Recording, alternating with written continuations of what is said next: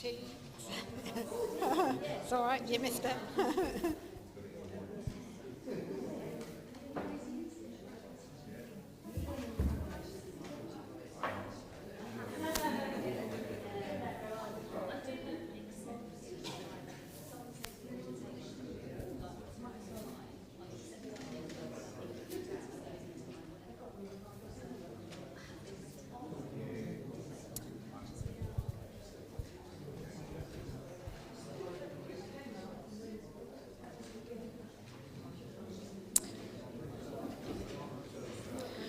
Okay, we're going to make a start. Thank you to all of you for coming this evening.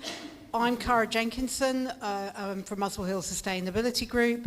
I'm seeing quite a few new faces this evening, which is lovely to see. And just for your background, Muswell Hill Sustainability Group has been around for 16 years now, helping local residents to have more sustainable lives. And we do that through talks such as this one. We did a number of different events. We do open house tours. We do lots of social stuff, a whole range of things. Ably coordinated by Lisa Jones, who I think is still outside. She's our brilliant coordinator and has organised this event. So before I introduce you to our first speaker, I just wanted to mention a way that you can help us. Which is we have a membership arrangement where people pay £10 a month to support our work, and so we love to have. I'm really sorry. That would be a lot of money. That would be a lot of money. Thank you very much, Alex. So that is £10 a year to support our work. Alex is our membership officer, so it's his job to correct me when I say things like that. So £10 a year is not that much. If you can join, that's fantastic. If not, we would love a donation to help us do this kind of event and do more this evening. In previous years, we might have walked around with a bucket. Those days are gone. Nobody has any cash anymore. So at the bottom of the A5 flyer, you'll see our bank details. So if you can make a little transfer via online banking, that would be much appreciated. It'd be really good.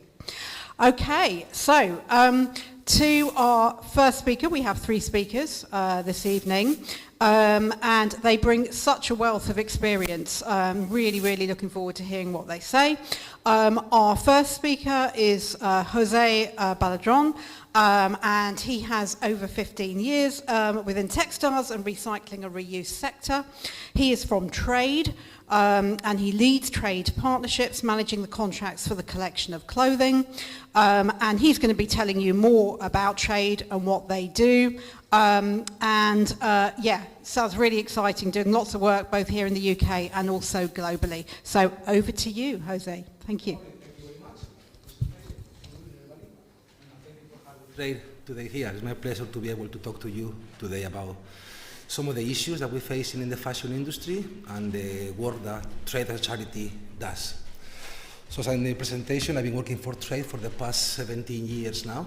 I'm the head of partnerships, managing all the contracts with local authorities, public business, retailers, and private business for the collection of clothing. Our main aim is to stop clothing going to landfill by being able to reuse, recycle, and resell as much as possible. I want to start with reflect on our view with the clothing. We all wear clothing on a daily basis, even if we don't like it. We have to choose what we wear every day. And the way that we choose our clothing really put us on a cultural bracket, social space, or even just a work sector, because you have to wear a uniform. The main point to me here is that there is always an attachment or a feeling with the clothing that we all wear. Could be a piece of garment that has been passed on by our loved ones, or someone that we bought with our first wages long time ago. So what I'm trying to say is clothing are never a frivolity, and they always mean something. The fashion industry. The fashion industry is a massive, complex beast. Every day we get bombarded with, in the media, with pictures, videos, with new fashion, new collections, new models, beautiful people, beautiful clothing, really bombard us with messages about what we need to buy, what we need to wear, what kind of the trend will be this year, next summer, next winter, and so on. And we can't keep forgetting what is behind the fashion, and what is the impact of all this facade and glamour side of the fashion. And those impacts are the environmental impacts and the social impacts that most of the times we keep forgetting about them. So the fashion industry, the main problem is the supply chain, the production, the natural resources that we're using to make our clothing, how we reach our shops. So when we go to a high street and we get a pair of jeans or a t-shirt, we just see the design and we like it, we don't like it, we buy it, we don't buy it, but we tend to forget how the item has been made and how many hours, how much it was paid to the garment worker that made that t-shirt, how much water it took to make that t-shirt, how long will it last, how many washes can I have. It's a lot of information we don't really have when we make, most of the time, all of us, a choice of clothing that we like to wear. So what is the global fashion industry today? It's valued around $3 trillion. Today, 70 to 75 million people are employed in the textile industry worldwide, which as such is not a bad thing. We generate employment. But to compare, in 2000, the textile industry employed around 20 million people. So in 2 decades, we multiply by 3 the amount of people that are working in the industry. And this is not people that are working on the higher street in terms of the retail side of it. This is mostly in the production side of it.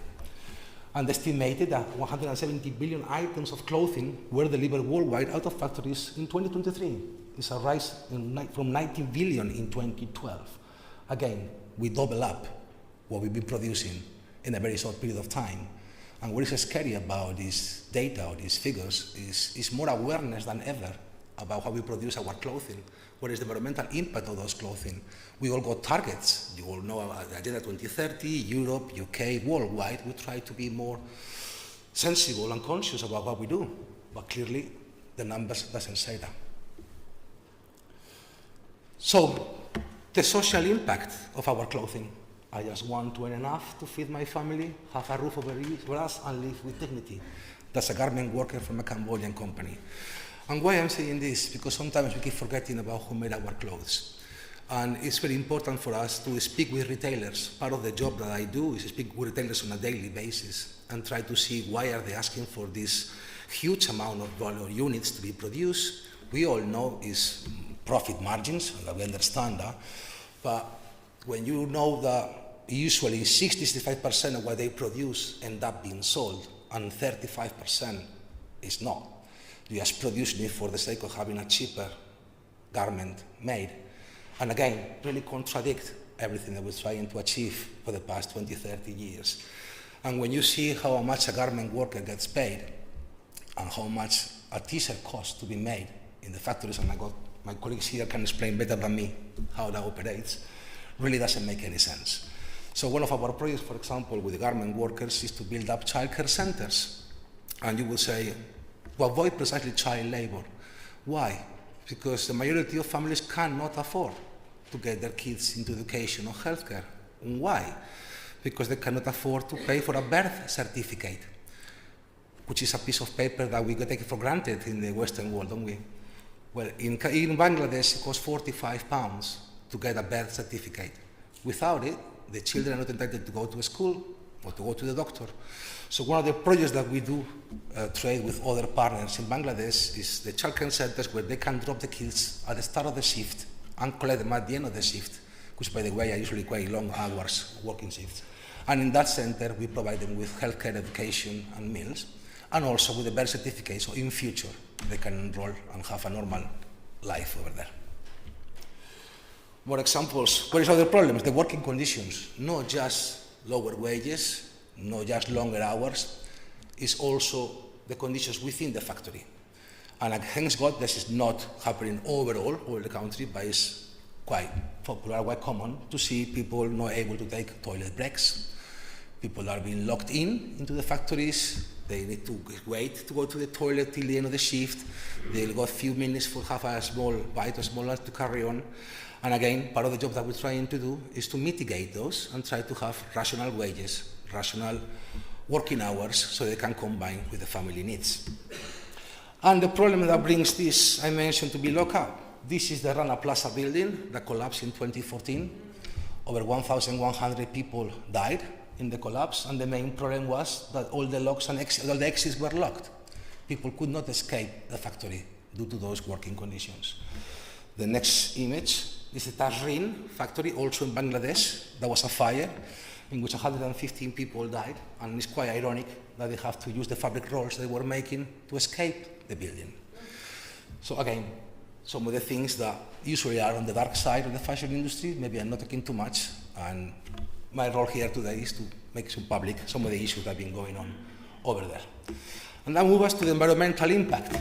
The fashion industry has the fourth largest environmental impact after transport, housing, and food. Total greenhouse gas emissions from textile production are 1.2 billion tons per annum, which is more than international flights and maritime shipping combined.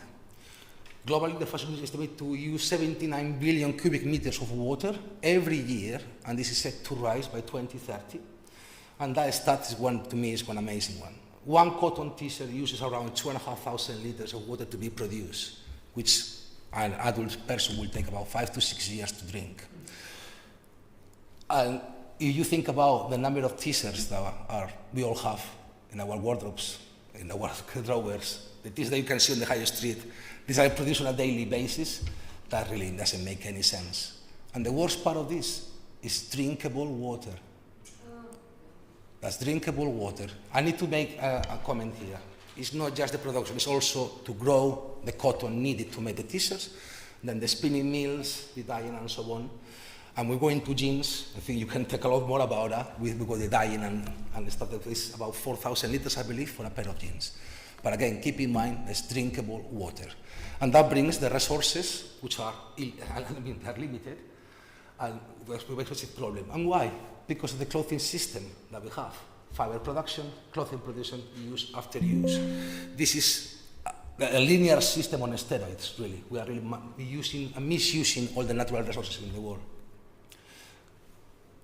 And I want to show you this. This is the Aral Sea in mid-Asia.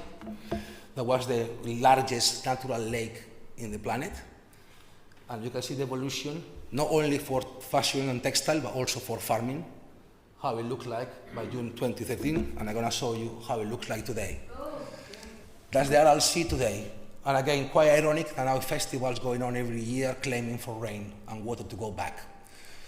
80% of that water, as I said, was used for textile production and 15% for agriculture. So, problems in the Western world, production and consumption. Clothing production, more than double between 2005 and 2019. In the UK, between 2012 and 2019, clothes consumption increased by 220,000 tons. The number of garments produced globally, 100 billion. In the UK, we consume 3,640 billion items of clothing. I must say that is the top consumer in Europe. The second, I think, is about 2,500. So UK is quite far the most consume the most clothing in Europe by far. I believe the last RAP report stated that it's about £4,000 per household that we spend on clothing. And when we go later on in the presentation, you will see how this doesn't make any sense anymore. Which brings this consumption, brings waste. We send over 300,000 tons of clothing to landfill every year, of which we estimate that 40% of it is still in wearable condition. I know that number might not say much, it's a big number, but if I tell you that a Ford Transit van, a normal van that you can see every day on the street, dropping the whole content every second, that's what's happening in UK today. We have schemes from government, RAP, so many other public bodies, charities, private collectors trying to reduce the amount of clothing that goes to landfill. And as I said before, with the awareness that has been out there, that number of 300,000 tons hasn't dropped in the last 12 years. 1 year was 340,000, 1 year 325, 360. So just put a round number. It's about 325,000 in 2023. We're still waiting for the last year report, which they combine with the waste data management. As soon as it's published, I can update you. But the main point to me is that we have not reduced the amount of clothing going to landfill. We were close on average for seven times only before we discard them as a nation. It's estimated that 16 to 24-year-olds in UK throw 35 million items of clothes in the bin every year, and 26% of Londoners' clothes are unworn. That's a campaign that Traid launched in 2018. We used to call it a 23% campaign. We did a study with YouGov and with Westminster University, and we find out that almost a quarter of the garments that we have in our home, we have not worn them for over a year, and I could not believe it. So I went to my home, spoke with my wife, we opened our wardrobe, and believe it or not, and even though I'm a second-hand fashion person, I got a quarter of clothing that I didn't wear in a year for different reasons. Maybe not fit me anymore, I don't like it no more, or I forgot about it, you name it. So we launched that campaign. These 26 came last year in London, which means, again, from 2018 to 2023, we increased on 3% the number of garments that we all own, that we have not worn in the past 12 months. And that's the sentence. Right now, there are enough clothes on this planet to dress the next 6 generations. What does it mean? It means that we stop producing clothing today, right now.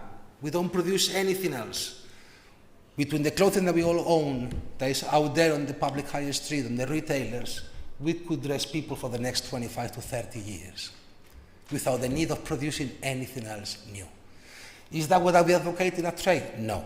We don't ask the retailers to stop producing. What we're asking is to stop produce more rational. Produce what you need and produce things that are made to last.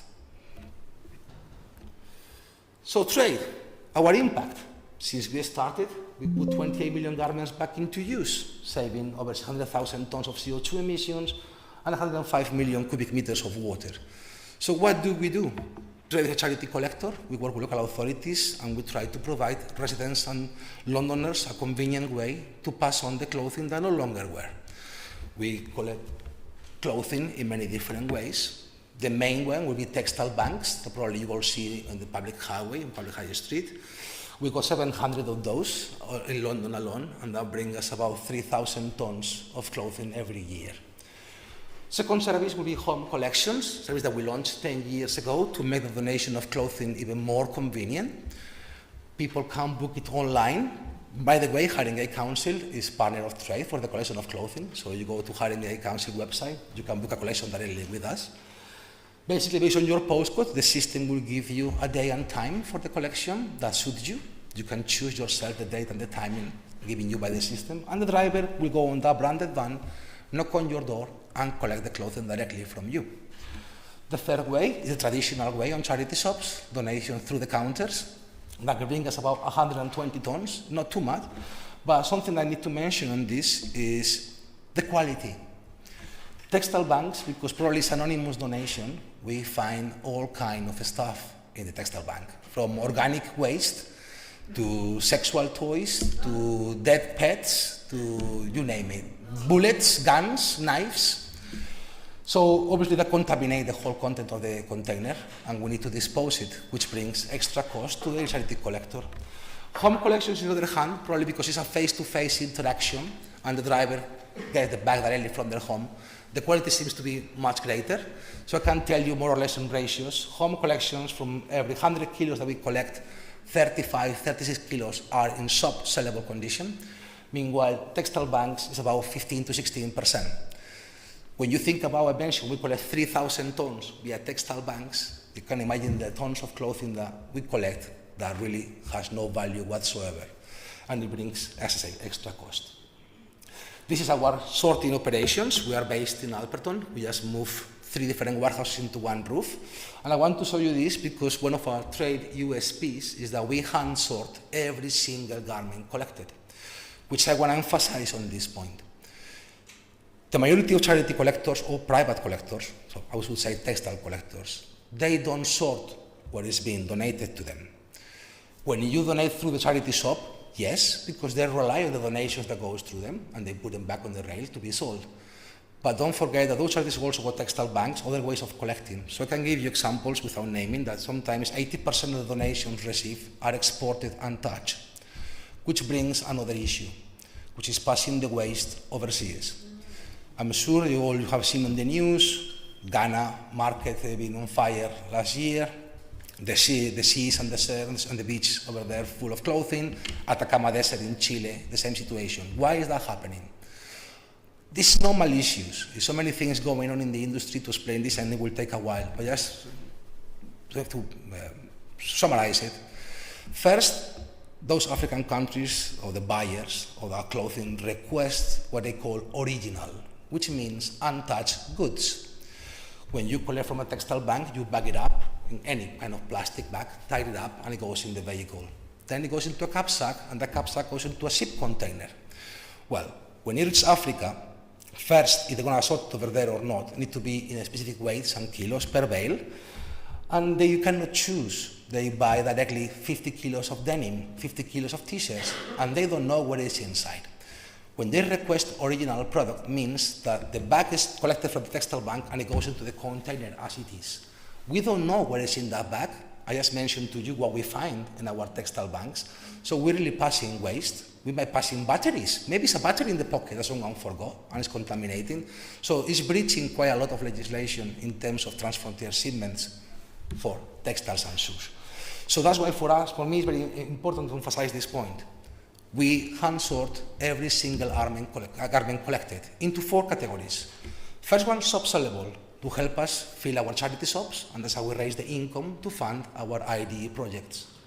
Second one will be reusable, that we do export indirectly to 2 customers, one in Lebanon and one in Sierra Leone. But the beauty is it's already being graded and sorted, so there is no waste in there. And we also audit them twice per year. They give us a ratio of selling goods versus what many goods they bought. So we know that our sorting is accurate and is providing a product that is a commodity, not waste. The third category will be recyclable. We work in partnership with many different institutes like Westminster Uni, Brunel University, East London University, Manchester, Salford, and we provide them with clothing or textiles so they can practice the recycling machinery and technology, which, by the way, is a lot of projects going on, but it's a very small percentage of clothing that end up being recycled for many different reasons. Could be the composition, could be they got a metal sheet, buttons, you name it.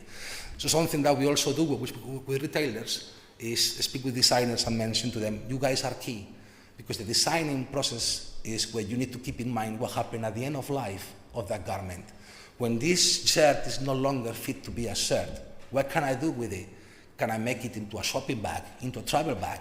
Does it have a metal button, a metal sheet? What composition or material it has?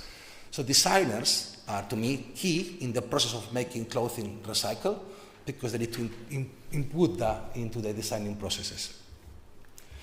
And then we go to our shops. So we sort everything that we collect into the 4 categories I just mentioned. The 4th one, was waste. I can tell you that we got about 5.5% waste that has to be disposed of. And we go from energy from waste. I know it's not ideal, but better than create energy from waste than go into landfill. And again, it's due to the circumstances of the collection of the clothing. We have to absorb that waste and we have to deal with it. So whatever is shop sellable, reach our shops. We've got 12 shops in London. We try to cover as much areas as possible, in which we try to have affordable fashion. And for that purpose, we got 5 sales per year, in which every garment goes for £4, £3, £2, and £1, giving the opportunity to everybody to buy second-hand, no matter their disposable income. We try to be as environmentally friendly as possible. We use reclaimed wood, scaffolding, and other materials to make our stores. Our shops are inclusive with a big range of stock. We operate like a retailer, but in a charity world. And I explain. I mentioned the charities usually rely on the donations through the counter. Well, we don't, because we hand sort everything that we collect in our warehouse. We're able to deliver to our stores a weekly delivery. So if you go to a Traid store today, you will see 3,000 items on the shop floor. Tomorrow, you will see 300 new items on the shop floor again. We try to provide always new clothing every day. Copy what a retailer does for brand new clothing into the second-hand market. And then comes to our projects. What do? Well, the money that we raise in our shops goes to fund our projects. Our main projects are prevent child labor in textile work communities, support children of waste picking, but in organic cotton sector, that's our longest term project. We got already 10 years with Pesticide Action Network UK, and we started in Benin and Ethiopia with 20 farmers, I think it was, and now we got almost 70% of the farmers in those countries are within organic cotton growing, avoiding the use of pesticides and the contamination of water and wells. So as you can see, for over 4,500 farmers have obtained organic cotton certification since we launched that project. So everything that we do, from the collection, sorting and reselling, is to fight and mitigate the issues I just previously mentioned within the fashion industry. And this was our last campaign last year, Closer Clear Out Challenge. We tried to reach 250,000 garments in the month of September, and I can tell you that we did 277,000. So we beat it by a margin, and we will launch it again this year, probably May, June. So we encourage again Londoners to pass on the clothes they no longer wear. And that's me. So thank you very much for listening. I appreciate that.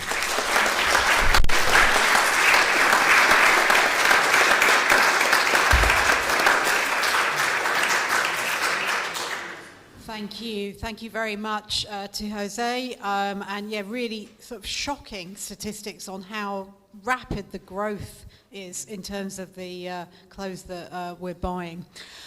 So we're going to take questions at the end when we've heard from all three speakers. So I wanted to introduce our next speaker, who is Ali McAleavy. And she is a local to Muswell Hill, over 20 years in the fashion industry, including head of buying at Topshop, but recently launched her own brand in 2021 called ZIG+STAR. She's going to be talking a lot about that, but it's an award-winning brand of children's shoes, and really looking forward to hearing from you, Ali.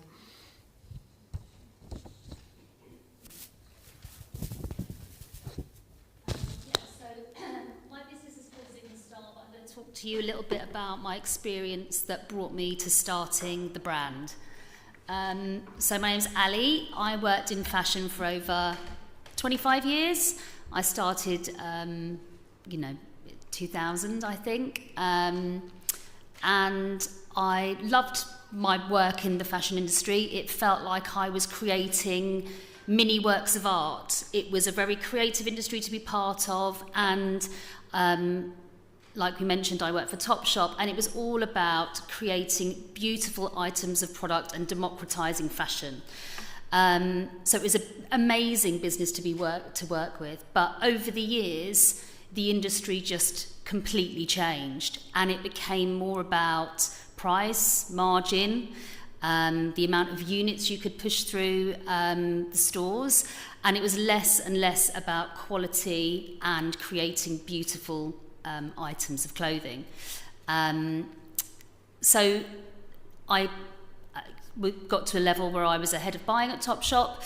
I was overseeing all of non-clothing, so footwear, accessories, lots of other areas as well, with huge budgets, massive teams, a global billion-dollar business.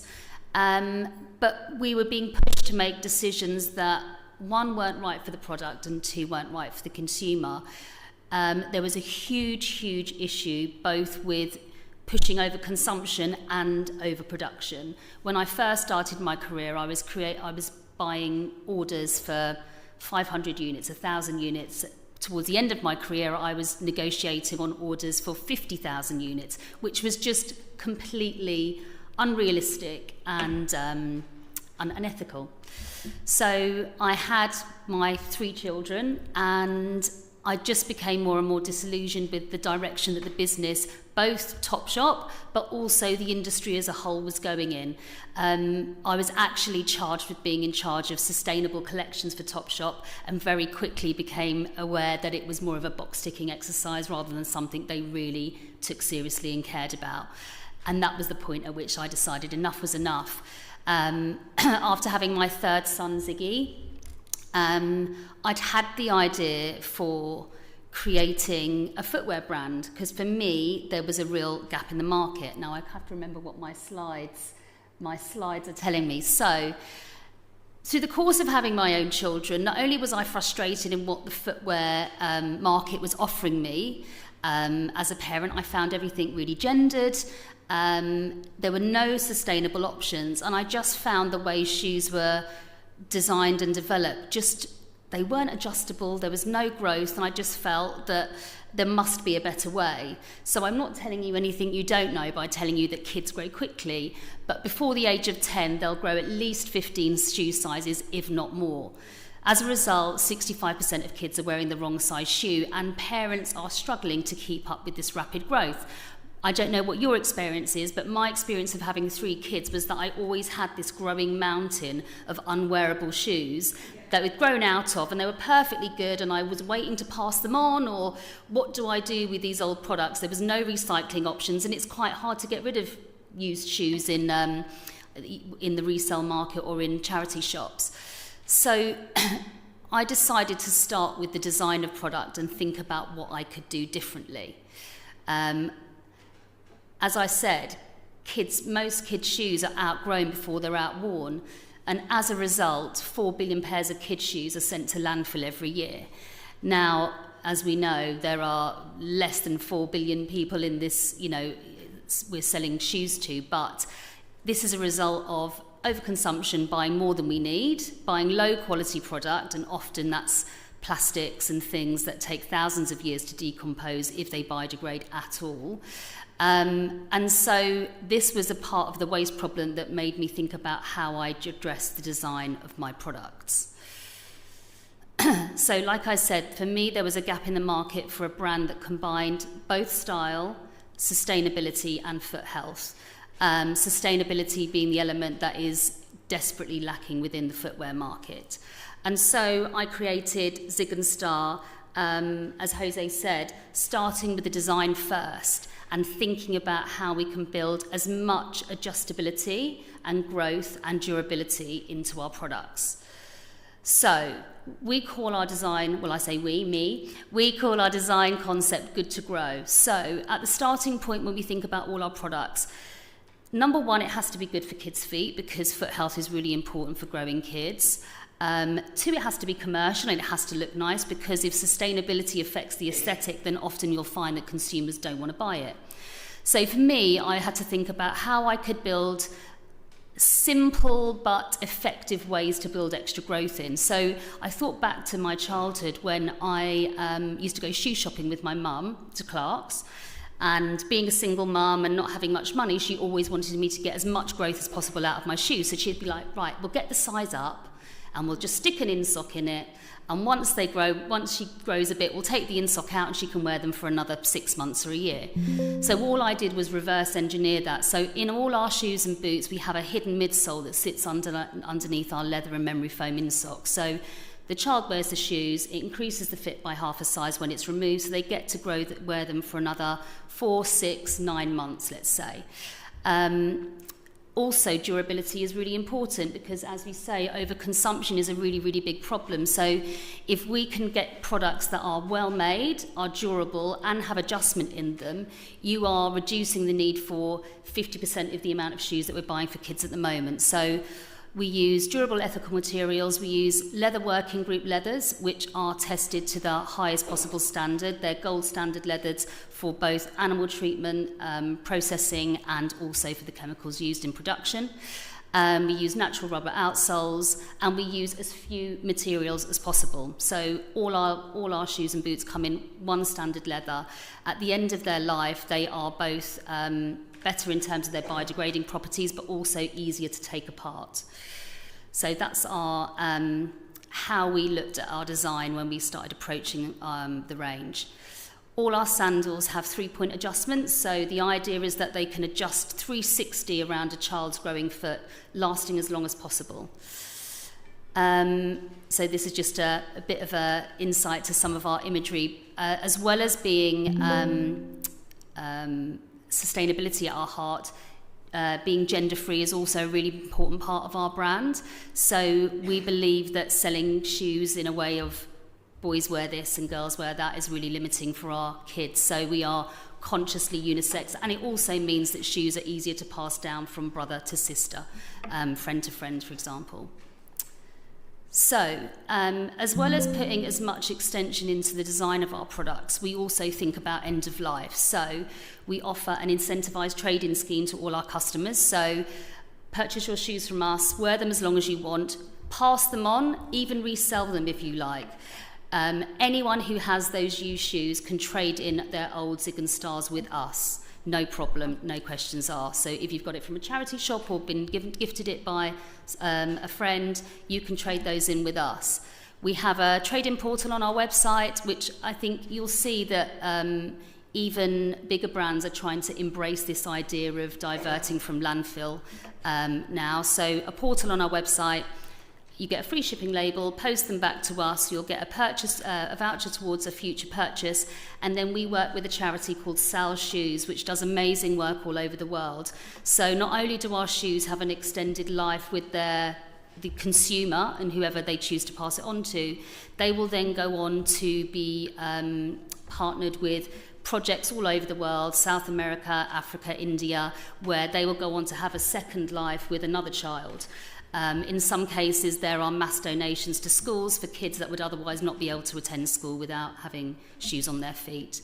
If the shoes come back in not a donatable or rewearable condition, we then work with commercial recyclers to look at taking those parts and see what we can do to reuse those products. So our rubber outsoles can be used to resurface playgrounds and things like that. Our ideal scenario is that the product could then be close the loop and put those ingredients back into production. That is something that I'm involved with a few universities in doing research and how that can be done.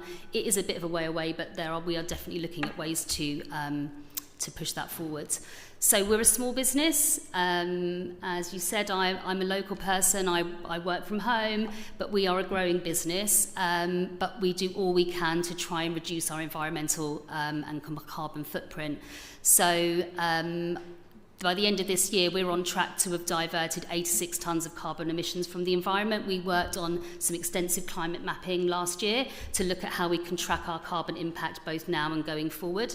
So far, we will have that will have saved the equivalent of 35 households' annual electricity consumption. So it's a start, but we know that there's much more that we can do. So as a result of all our circular and sustainable initiatives, we've been winning some very big industry awards in recognition of that, which is, obviously wonderful. We continue to win awards for our design as well. So we run our own website, but we're also stocked in Selfridges as part of their Project Earth collection, both online and in store. And we have also just launched with John Lewis recently as well. So that's it really. We are, our mission statement is to give growing feet a smaller footprint, and happy to share our experience today.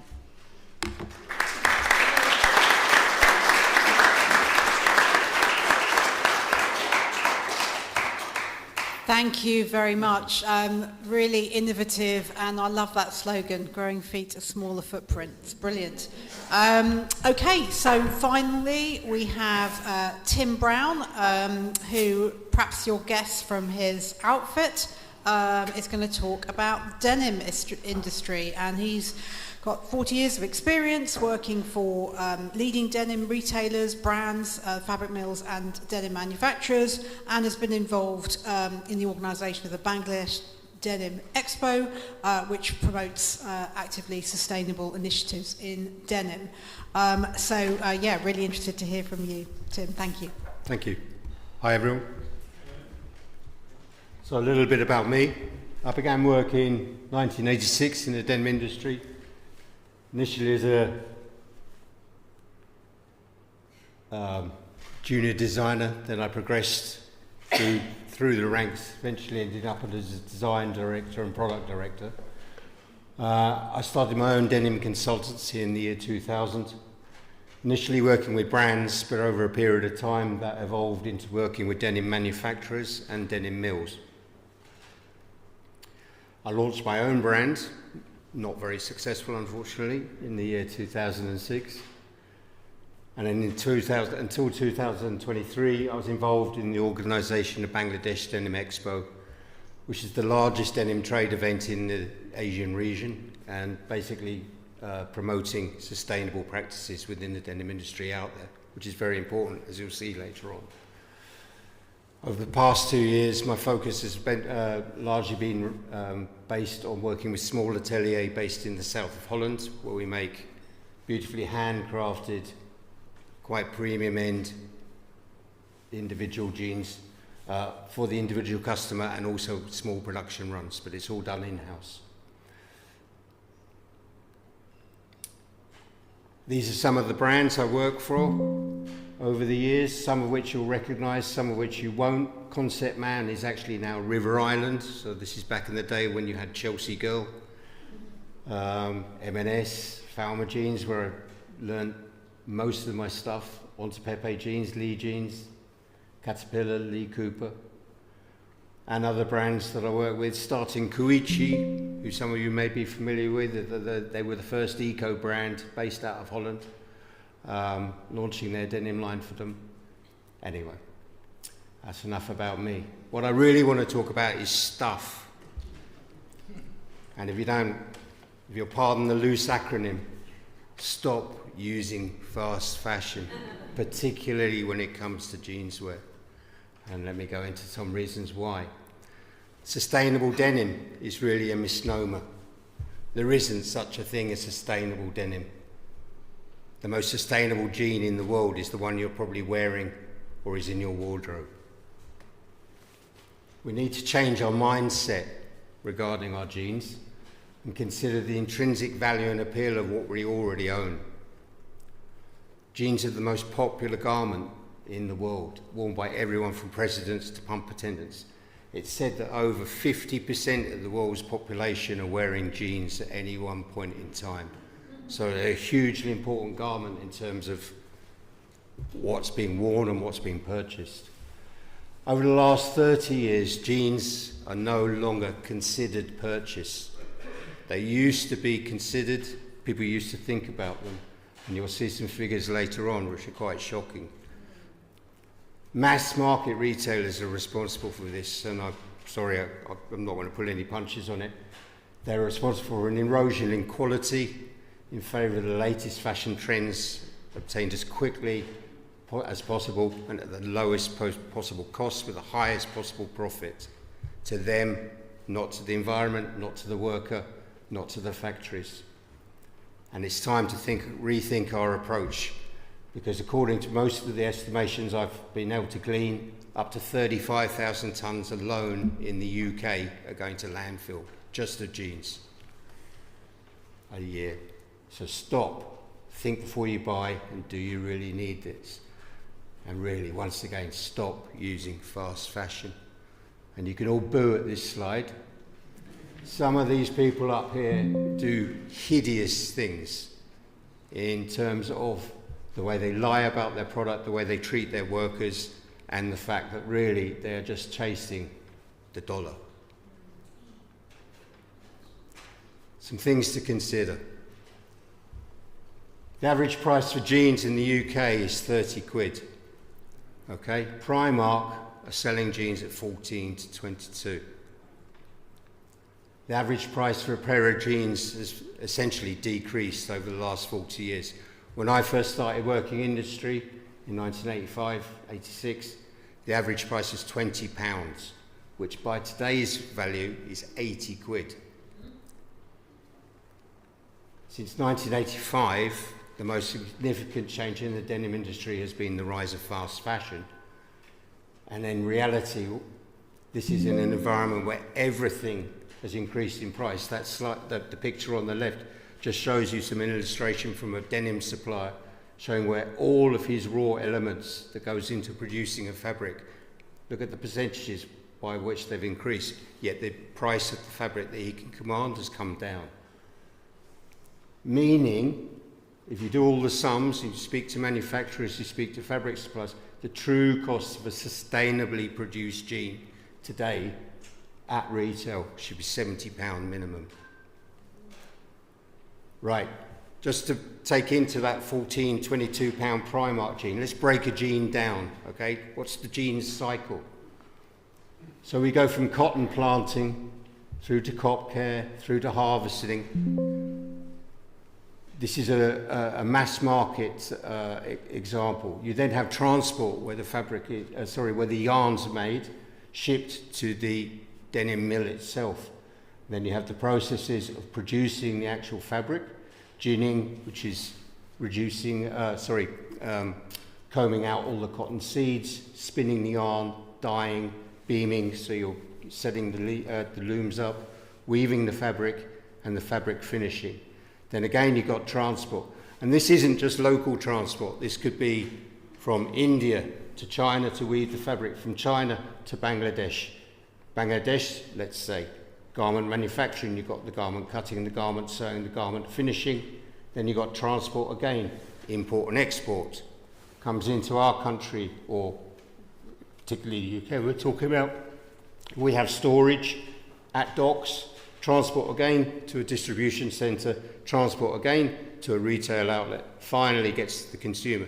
So all of those blue highlights there is carbon emissions, essentially. But I'm not going to focus on that. What I really want to focus on is the water story when it comes to denim. The fashion industry is responsible for 20% of the global water waste, and as Jose was saying earlier on, this is just not rubbish water, this is drinking water. According to the UN, this is figures backed up by Levi's in their most recent research, it takes around 3,781 litres of water to make one pair of jeans. Okay?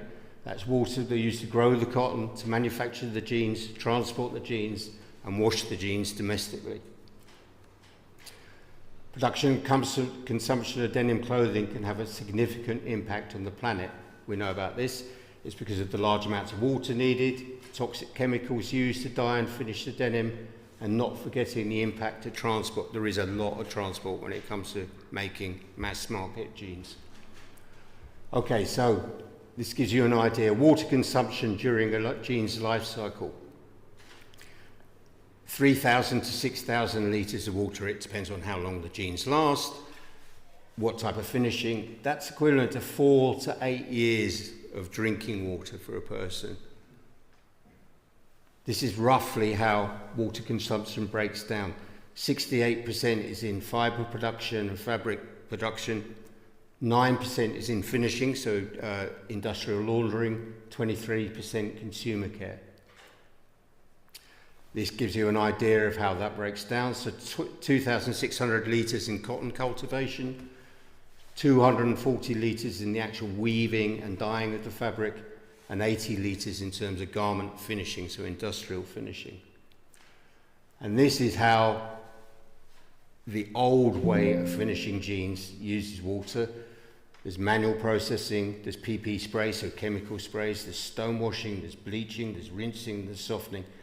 Depending on the type of level of finish, so the lighter the jean, the more used effects that you have, you can use anywhere between 30 to 100 litres of water. That's one pair. But it's not all bad. All the leading denim mills are actively promoting the use of recycled fibres and alternative fibres to cotton, and actively researching alternatives to petrochemical fibres. Advances continue to be made in all areas of the denim production, reducing water impact, utilising new generation of environmentally friendly dyestuffs and chemicals. It's worth saying at this point, this does not come cheap. This all comes at a cost. So it reflects back to that average price point. Projects are underway to scale the recycling of pre- and post-industrial waste in the denim industry. I was talking to Jose earlier on. One of the hardest things when you have a jean is to recycle it in terms of breaking down the fibres, especially those where man-made fibres have been incorporated as well. Growing number of companies are radically changing the finishing methods using the laundry process, reducing water consumption, the risk to operatives, and using eco-friendly chemicals. And when you put all that together, if you use cotton cultivation using 50% recycled fibres, water consumption drops to 1,300 litres. Same thing with fabric production, water consumption drops to 180 litres. And then with modern garment finishing, you can use up to 10 litres, saving, give or take, 1,000 litres of water per jean. This is just an example of how the laundry process is dramatically reduced. So you have laser technology replacing all manual operations and 4 processes done in one machine. And on average, 6.5 to 15 litres of water per jean, as opposed to the 30 to 100. Okay, apart from the environment, this is where it all gets a bit interesting. Who's paying for this? It isn't enough to look for the quality in the products we buy. We must ensure there is quality in the lives of the people who make them. I think that's really, really important, and something I hold very close to my heart when it comes to the denim industry. Who's paying for it? The worker. Okay, I'm using Bangladesh as an example because that's my most recent experience. This graph is a few years old, but the actual shape of the graph is exactly the same. You can add a few dollars to each of those numbers there, but those are monthly salaries and they're all shockingly low. So right now, the majority of fashion brands and retailers that source from Bangladesh claim to support a living wage. They're only required to pay the workers the legal monthly minimum wage, which, despite being increased from $115 for an entry-level worker, is still one of the lowest in the world. Okay, that legal wage was debated at government and at all levels, and was 50% less than the unions in Bangladesh wanted, and that's a figure endorsed by Industrial. Industrial is a global representative of people who don't have a trade union, essentially. A skilled machine operator working in the denim sector in Bangladesh can earn about $160 a month. Right, to put that into perspective, this is where it gets scary. That's $40 a week, which is $8 a day, which is £6.50. So think about that when you're buying a Gale's latte and croissant. What can we do? If we're going to buy new jeans, question the retail price. Is it fair, and how can it be made for that cost? If it's too good to be true, it probably isn't true. Research the brand and retailer, or are they on the naughty list that we looked at earlier? And there are others that could be included in that as well. And don't believe the hype. Beware the greenwash, specifically emphasising a single environmental attribute while ignoring other impacts. So greenwashing, I'm sure you're all aware of, but it misleads consumers into thinking a company is more environmentally friendly than it actually is. This results in customer confusion, which is really bad, because people find it harder to find brands that do actually have a positive impact. Greenwashing can be used to distract from a company's negative impacts. H&M are particularly good at doing this. They will promote a lot of the work that they're doing using figures from their sub-brands rather than their major brand. When I say their sub-brands, brands like Arket, COS, which actually do manufacture better quality product, fairly made, environmentally friendly, but they'll use those figures in their general figures, watering down the impact that their mass market production is actually having. They're experts at it. The success of greenwashing is boosting sales for one brand, encourage others. So basically everyone is following along the same track.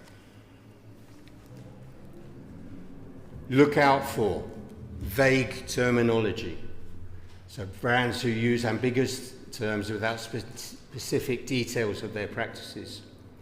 Green imagery, that one at the top's from Shein. Our products, our planet, they're probably one of the most evil environmentally friendly entities that exist. They're a horrible company. Nobody should buy from them. Browne relies heavily on green imagery or symbols without substantial evidence or data. So many people do it.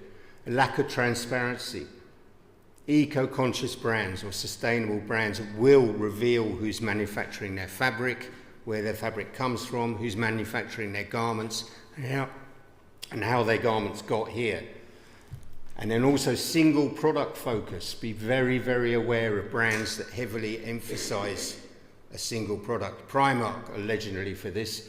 They had a jean that they were promoting saying 100% organic cotton, £15. Okay, great, they made that jean, they sold 10,000 of them, but what about the other 2.5 million that aren't made out of organic cotton? Okay, organic cotton, sorry. Question the validity of it. Has it been fibre trace? Is it GOTS certified? There's been so many scandals about organic cotton recently. In fact, it's been proven that the quantity that is claimed that exists of organic cotton, it's impossible for the world to produce. And also bear in mind that organic does not necessarily mean it's fair trade. Look out for recycled cotton content.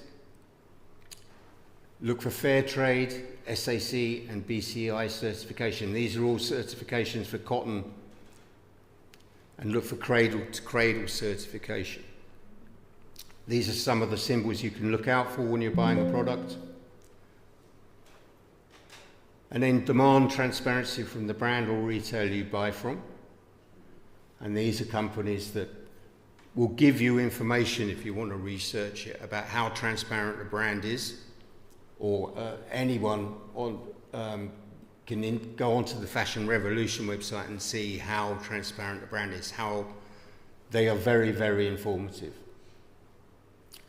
Look for alternative fibre contents to cotton: hemp, linen, bamboo, jute, tencel. And try and avoid any petrochemical fibre contents. These are the worst. They don't break down environmentally, even though people claim to reuse recycled polyester or they've made fibre out of plastic bottles. The worst thing you can do to make with a plastic bottle is stop it being a plastic bottle. Once that plastic bottle is turned into fibre, it cannot be used again. So there's nothing you can do to it, and it does not break down. Look for Cariva or Ueco. These are new fabric developments on natural rubber base that replace elastane. So when you're buying stretched jeans, these are new fibres that are being developed. And remember, like I said earlier, recycled man-made fibres are not the solution. Once they've been recycled, that's it. There is nothing more that can be done with them. And then make your jeans last. Care for your jeans. You don't have to wash them every second wear. Hang them up on a washing line. Wash them every 10 times and don't tumble dry them. Air between wears. Some people say stick them in the freezer. I'd advise you don't, but washing line's best. And if you're really, really going to buy new jeans, check out some of these guys, all of whom make efforts at various levels of price to provide a sustainable, eco-friendly product. Then, alternatives to buying new. What can we do? Style up what you already have. Classic denims never go out of fashion. As Coco Chanel says, fashion changes, but style endures. And here's a few images. Some of these people up there you're going to recognize. I pulled these images out because over the last few years I've attended trade presentations, and at some point in the year or not, one of these images will emerge. So these are old images dating back to the 50s, the 60s, the 80s. Everyone looks cool in them. You don't have to go out and buy new jeans every day. Consider buying second-hand. Charity shops, vintage stores, Beyond Retro, Rocket, Vintage, Charity Supermarket, vintage markets, recycle and second-hand stores, Traid, thrifted, pre-worn. Consider clothing exchange with friends and family. And remember, whatever we do, Little by little it becomes a lot. And then what else can we do?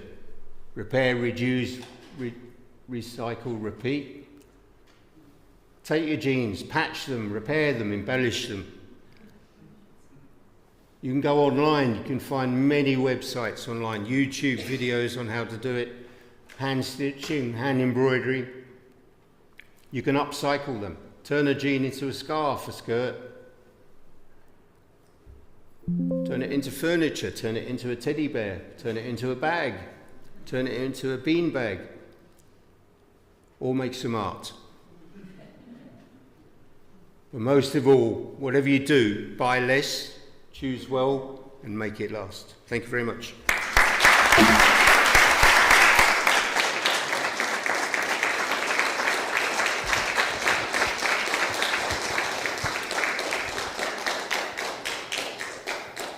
Thank you very much for 3 brilliant presentations, and we're going to have a bit of time for questions. We are going to pass a microphone round, and that's because we're live streaming this and it gives people online a chance to hear the question. So, yeah, who would like to ask the first question? Yeah.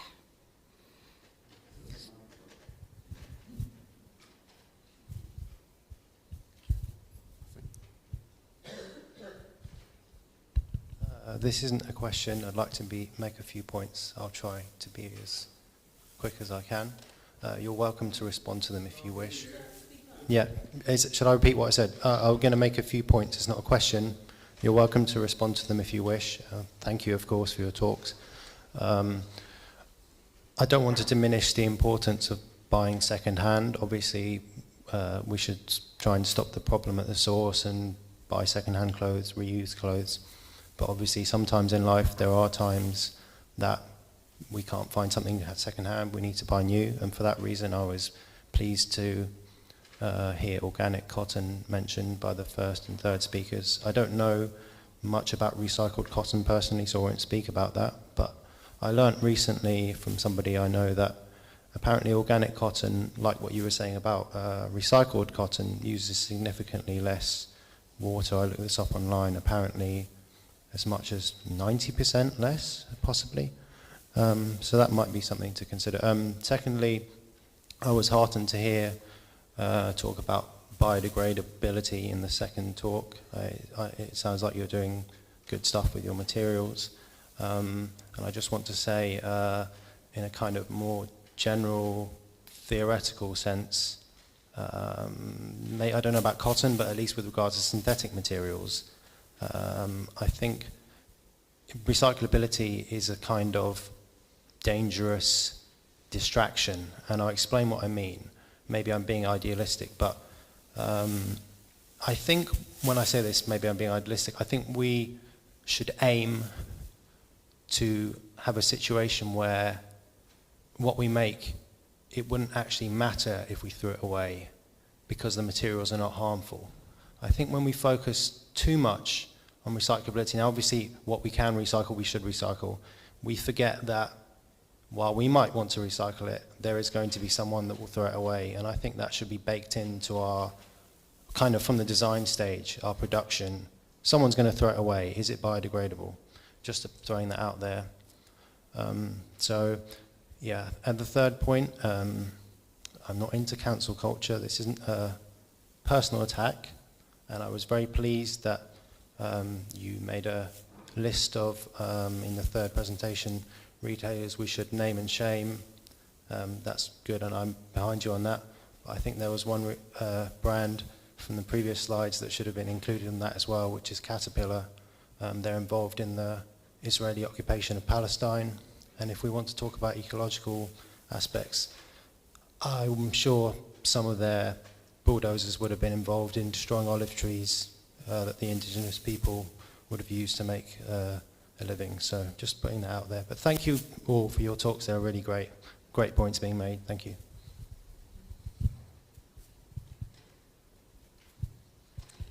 Thank you very much. We all just got one microphone, so sorry for the delay.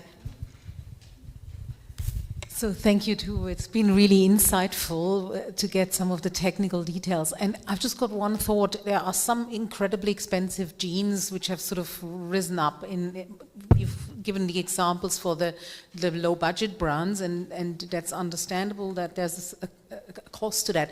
But I'm wondering if these really expensive brands, and I can't remember now the names, 7 for All Mankind or whatever, something that sounds very ethical, but is that how do they fare? Is this just sort of a gimmick of, branding, or are they actually any better in terms of, sustainability?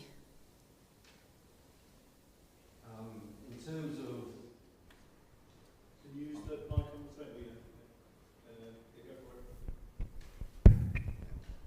in terms of pricing of jeans, so when you have designer level jeans, you have to consider two things. 7 for All Mankind that you mentioned.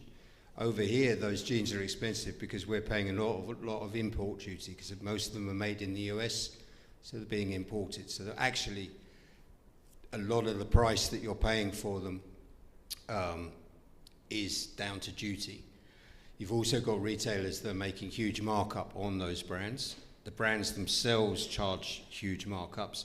I think designer brands as a whole are very, very cheeky in terms of the price points that they will put their jeans out at, and they should be significantly less. Having said that, there are certain designer brands that are doing fantastic things in terms of the environment, Stella McCartney being a perfect example.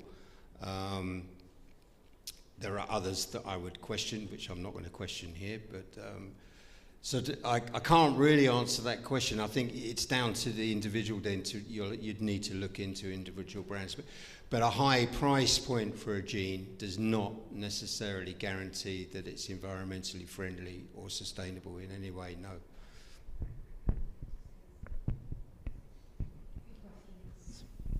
Yeah, Alex.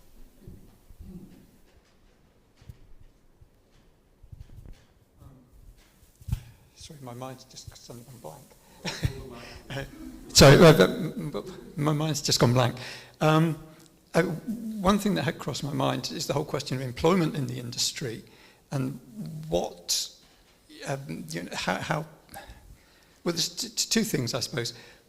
One is if consumer choice obviously will make a certain amount of difference. But then the amount of the number of consumers who will actually do, make these choices, which you're suggesting, is fairly limited. And I wondered what other kinds of pressures, apart from simply market pressures, can be brought to bear on the actual producers themselves. And the other thing is the question of how very large numbers of people, I take it, are actually employed in these industries. And there will be a question of, just like, it's the same with, say, oil platform workers and things, that redeployment of people will become quite a serious issue. And I just wondered if you had anything to say about that. To anybody. Well, in terms of actions that can be taken, probably EPR, extended producer responsibility, could be one of them. It's been approved in European Parliament last year, and it's going to take effect next year, 2026, in which the producers of clothing need to pay a levy or a fee per garment produced. And then that fee goes into a pot that will be distributed across the stakeholders, from the collectors, the sorters, the resellers, the recyclers, new technology that can help. So I think that France implemented in 2023, I believe, and UK got the same scheme for packaging and cardboard. And since it's been implemented, we can see a dramatic decrease in the cardboard that goes into the waste stream, a massive increase in the funding and money that is required to really recycle and reuse those materials. So my first answer would be EPR, could be one answer, not the only one, 100%. Not the only one. Retailers are the ones that really got the key for this. And I mentioned in my presentation the number of garments that they produce without the need of producing those. So if they are willing, and I know this is a massive ask, but if they are willing to drop a little bit the margins that they have currently, we can really get massive achievements in both ways.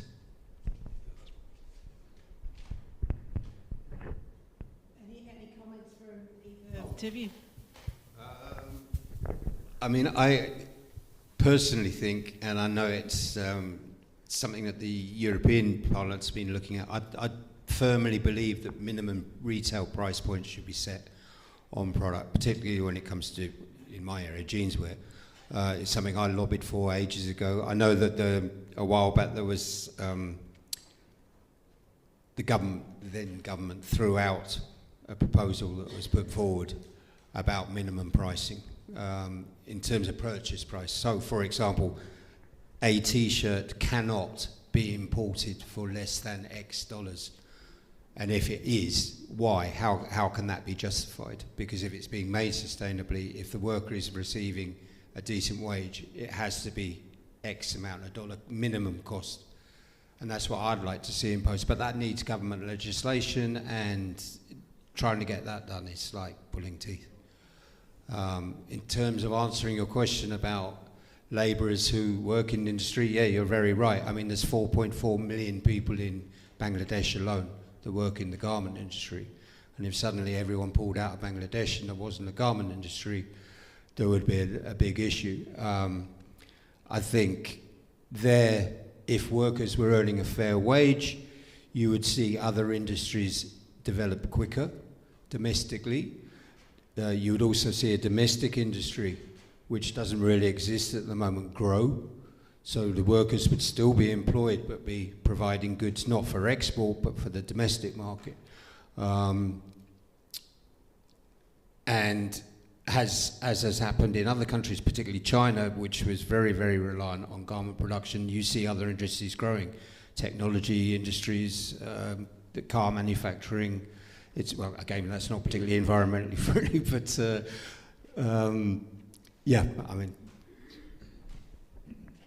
I guess the only thing I would add about the legislation is, having been a buyer myself, it will have an impact. I mean, I hope it has the impact that it's supposed to, but you know, if you've got extended responsibility for the products that you're overproducing, you cannot be negotiating on these huge programs and volumes of products, and therefore your negotiating power is reduced. The price you have to pay will go up, and the retail price will have to go up. There is a knock-on effect. So I would like, I mean, it doesn't necessarily combat what's going on with Shein, and I think, you know, trying to enforce some legislation about what's imported into the country as well from outside is important as well.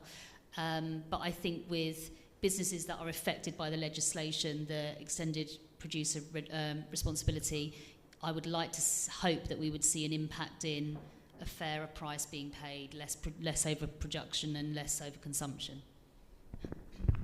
Thank you very much. Any other questions? Yes. So I'm interested in who are the biggest buyers of fashion. The instinctive answer to me would be young people, but they're also the ones who are potentially more readily influenced, and they've got to grow into this sort of environmentally dying world, haven't they? And just looking around here, and this is partly to do with the part of town we're in, it's an older audience, and we were brought up, most of us, I would guessing, within that make do and mend culture. So we're already people who preserve and repair and don't replace quickly and all that kind of thing. And so I'm wondering, how do you get this message out to those people who've been brought up in the throwaway culture? I can answer that from my own experience. So I've got 3 kids. My oldest is 13, and she wants new things. She's influenced by the trends that her friend wears, but I would say 90% of what she purchases is secondhand. So she makes her pocket money by selling stuff on Vinted, and she's only allowed to then spend that on Vinted as well. So she wants branded goods, the 90s are in, she wants diesel jeans, she wants boot cuts. So she is now purchasing stuff from Vinted, and when she's purchasing it, she's saying to herself, because we have these conversations like, well, if I get that for 20 quid, I know I can resell that for 20 quid as well, because there's going to still be a value in it. So she is approaching it differently. One, she can't afford the brands that she wants. Two, they're vintage anyway. And three, it's a more affordable way of her purchasing and a more sustainable way. But she's coming at it from a just, how can I get access to the brands I want affordably? And so reselling for her is absolutely no problem, whether it's trainers, jeans, T-shirts, anything. So I think I'm launching refurbished, pre-loved stock of my own brand on my own website, and I think you'll see more and more people stocking pre-loved alongside new and allowing people to access their products either cheaply or to test the product first before they want to buy it. And I think that whole idea about pre-loved is absolutely, for the younger generation, a no-brainer. Thanks. I just wondered if you had any numbers on who's buying all the clothes. Part of my job is talking with the students of the Fashion Retail Academy, London School of Fashion, Imperial College of London, Chelsea College, which are students from 16 to 23 years old. And even though the awareness, as I mentioned before, is there more than ever, they're aware of the problems, they keep buying fast fashion and ultra fast fashion. That's why Misguided, Boohoo, Shane, all those brands keep selling and selling and selling. To give you an example, Misguided got 2023 was 122 collections, and by collection I mean range of clothing produced. Last year they got 265. So that means that the business is there. Shane Vinted got 47 million garments on sale last week. I checked Shane myself and I got 47 million garments on sale in UK alone. So yeah, it's second hand, absolutely. Is the new generation aware? Yes. They got disposable income to afford maybe good quality second hand? Maybe not. And that's what the main handicap they're facing, and that's the feedback I receive from them when I'm talking to them. It's like, Josep, I can go on my phone, boom, boom, boom, 350, I got the outfit for the weekend. What can you give me for 350 in Traid? And I was like, maybe a t-shirt if you're lucky.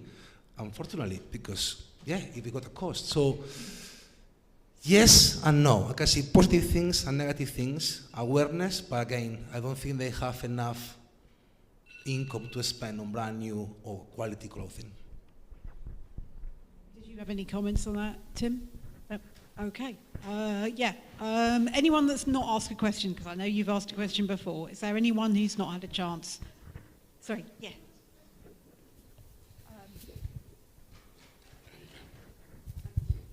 Hi, I've got a question for Ali.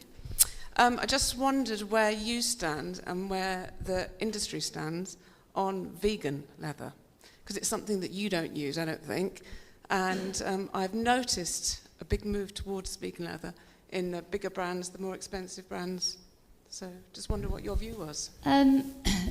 Well, some people will call plastic-based materials vegan leather, and I think that can sometimes be a way of referring to something that just is a non-animal product. Bio-based materials are much more the direction I think the industry has to go in, not just possibly for animal welfare, but also biodegrading properties and things like that. At the moment, for me, as a children's footwear brand that cares about durability and foot health, leather is the right product for me today. Now, that's not to say it won't always be like that. There's lots of developments going on in bio-based. Generally, at the moment, with bio-based materials, there's still like 50% plastic to bond the materials and things like that. We've done extensive wear trials on bio-based materials. They're not quite as durable. They're not quite as able to be repaired. I would love to be non-reliant on animal products. I'm not vegan myself, but as I come from a standpoint of durability, longevity, extension, it's what I use at the moment. But I do think the future will be more bio-based materials. Great. And just one more question at the back from it's Ulrika, I think. Yeah. Yeah, so I just had a thought. Someone mentioned laws in the UK which could basically make manufacturing more ethical. And I was just thinking about two things. One is, are there any countries, obviously you mentioned Bangladesh, but are there any countries which manufacture, which have laws themselves, which make, in particular human, rights a bigger consideration and environmental? It's like, are there any countries, so when we buy something we can say, oh, made in this and that country is safe to buy in that sense? And the second question is, the law, which is the Supply Chain Act in Germany, has that had an impact already on the industry? Because it's relatively big market, and if firms have to adhere to that, that will have an impact, obviously a spillover to the wider market. Has there been any observation? In terms of legislation in UK, I can give you an example. In 2018, we were part of the Environmental Audit Committee in Parliament. We were discussing for 6-7 months, and we come with a conclusion of 18 points that the MPs were all seemed happy to vote for. When it went through Parliament, we didn't get a single vote, and the out went completely declined. The points were EPR and so many other ways of measuring the impact. Worldwide, probably you know better than me this, but there is a body in which all the retailers need to supply the number of garments that they produce and where they have been produced. So far, to my knowledge, of the big ones that we mentioned, no one has made public the numbers. The only one had it was Inditex with Zara, but they didn't put the number of garments, they put the number of tons produced, which is quite tricky. And in terms of countries that they got a legislation in the production of clothing, I really don't know any country. In fact, it's the opposite. You mentioned in Bangladesh, you got Cambodia, you got Burma, you got Vietnam, and they are fighting between each other to provide a cheaper labor. So if Bangladesh go now and increase the price, the hourly rate to the garment, tomorrow Burma will go and say, okay, I make it cheaper than them, come to me. So, as I said before to the answer, the retailers really got a big hand on this. So we need to put everybody together and try to make an agreement on how to produce responsibly in order to achieve something. Otherwise, the competition is what it is. I don't know if I answered your question, sorry. Well, I think the one important legislation is the German Supply Chain Act. Because that is basically that the whole supply chain needs to prove that environmental and human rights are adhered to. For brand new clothing? Yes, for new clothing, I think, yeah. I'm not even sure. It could theoretically include, if you are a commercial company over 30,000 people, and even if it's then second-hand, you still have to, that makes it more difficult, but it still actually applies as well. I'm not aware of the legislation in Germany, so I cannot really comment, sorry. Okay, right. So thank you very much for excellent answers to the questions, and big round of applause. So I just wanted to say a couple of things to draw your attention to. So if you've been interested by tonight's talk, there's going to be a workshop. You can see it on the little handout on your chair. Textiles Untangled, which Emily here in green is going to be involved in leading. That is on the 29th of March. And Maxime as well. Yeah, Maxime too. So yeah, looking forward to that just to find out all about this in a bit more depth. We've also got on the 18th of March, it's a live stream from Paris from a renowned energy author called Jean-Baptiste Frézoz, and he is going to be talking about his book that's been recently published called More and More and More. It's about energy and more of it being used. So that is on the 18th of March. And then finally, you'll see on your chairs, there's a little pledge card.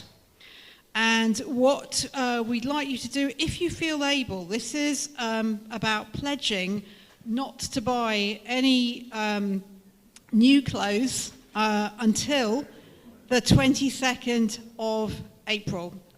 So that's Earth Day. And so it's not asking too much. We're not asking you to stop buying new. We're just saying, can you do it for 2 months? Give it a go.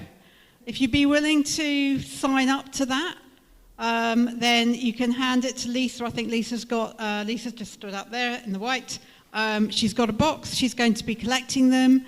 Give us your details, and we might just follow up with you to see how you did as well. So, thank you to everyone for coming, and hopefully see you at another event soon. Thank you.